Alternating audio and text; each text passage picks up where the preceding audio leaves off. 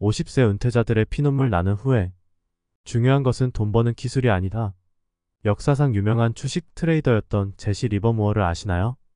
몰빵 소년으로 불리기도 했던 제시 리버모어는 월스트리트 역사상 최고의 트레이더로 불립니다.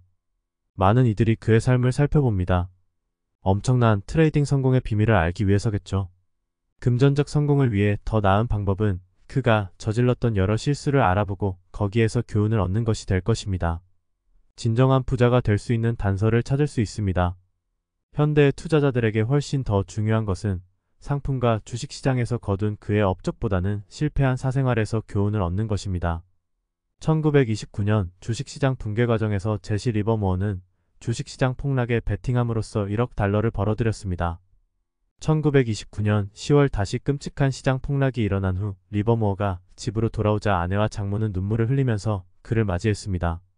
그들은 그가 모든 것을 잃었고 재정적으로 파산 직전이라고 생각했습니다. 하지만 그가 이제 세계 10대 부자 중 하나가 되었다고 말했을 때 그들의 놀라움은 이루 말할 수 없었습니다. 둘 중 누구도 그 순간이 그의 성공의 정점일 것이라고는 생각하지 못했습니다. 개인의 부와 행복은 계획을 갖고 지출을 줄이면서 규칙적으로 저축하면서 참담한 재정적 실수를 피함으로써 얻어진다는 점에 대부분은 동의할 것입니다. 버는 것보다 쓰는 것이 더 많고 건강하지 않은 습관을 지니고 있으며 직업적으로나 개인적으로나 좋지 않은 사람들과 어울리게 된다면 위에 어느 것도 제대로 되지 않을 것입니다. 제시 리버모어는 위에 든 모든 실수를 저질렀습니다. 종종 투자자들은 차세대 워런 버핏이 되기 위해 노력하는 것보다 하지 말아야 할 것을 아는 것으로부터 훨씬 많은 것을 배웁니다. 스스로 잘못된 사생활에 빠져들므로 인해 재앙을 초래했던 제시 리버모어의 사례는 훌륭한 연구자료가 될 수 있습니다. 다음 5가지는 재산 형성과 더욱 중요하게는 행복하고 건강한 생활 방식을 유지할 수 있는 기반이 될 수 있을 것입니다. 제시 리버모어는 트레이딩의 대가였지만 그의 삐뚤어진 사생활이 파멸로 이르는 길잡이가 되었습니다. 하나, 나쁜 생활 방식을 지향하라. 이웃의 부자를 따라 하다 보면 월급의 노예가 될 것입니다. 리버모어는 부자 지인들을 따라 하고 싶어 했을 뿐만 아니라 그들 위에 서길 갈망했습니다.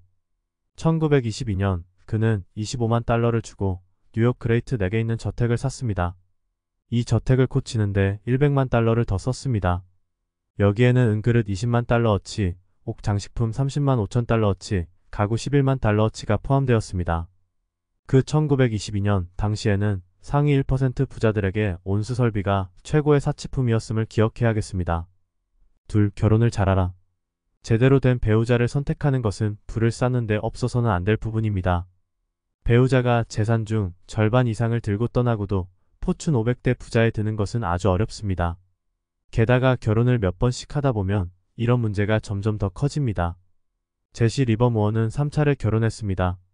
첫 번째 아내인 네티와 결혼 생활은 1년이 넘지 못했습니다.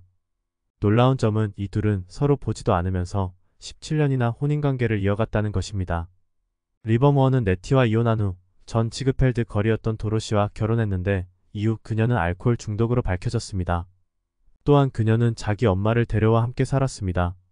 리버모어는 도로시와 이혼한 후 해리엇과 결혼했습니다. 그녀는 과부 제조기로 불렸는데 그녀의 전남편 4명 모두 자살했기 때문입니다. 유감스럽게도 리버모어 또한 그런 운명에서 벗어나지 못했습니다. 셋, 올바른 친구를 사귀어라. 좋은 친구는 자기 자리를 지키고 집중하게 해줄 수 있습니다. 리버모어의 주위 사람들은 종종 반대의 영향을 미쳤습니다. 그는 영화배우, 쇼걸 그리고 다양한 재계 인사들과 어울리길 좋아했는데 이들과 어울리면서 변덕스러운 트레이딩 시장에서 돈을 벌어모으기란 사실상 불가능했습니다. 넷, 자식을 버릇없게 키우지 말라.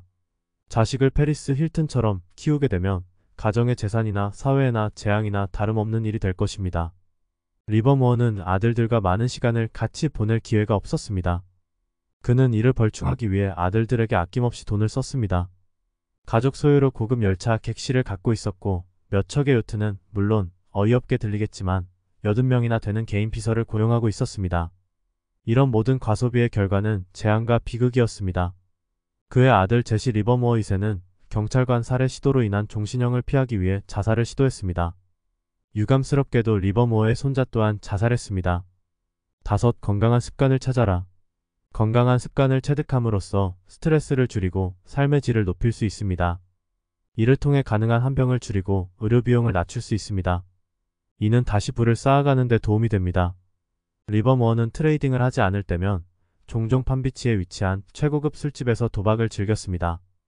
또 다른 소일거리가 음주였는데 이는 그의 카피상 권총 컬렉션과는 상극이었다. 아내 도로시와 술을 마시고 다투던 중 도로시가 아들을 총으로 쏴 거의 죽일 뻔한 경우가 있었기 때문입니다. 리버모어는 금융시장의 마법사였지만 진짜로 중요한 모든 일에서 완전히 실패했습니다. 결국 그의 생활 방식 선택이 자신이 쌓아놓은 금융 제국을 파괴하는 원인이 되었습니다.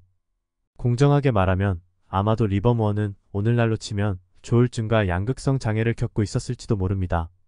이런 증상이 그가 내린 대부분의 결정에 중요한 영향을 미쳤습니다.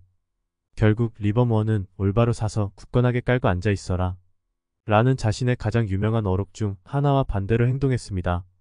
그는 나쁜 배우자들을 골랐고 계속해서 새로운 장신구를 구입했고 그것으로 모든 이들을 행복하게 해줄 것이라 생각했습니다.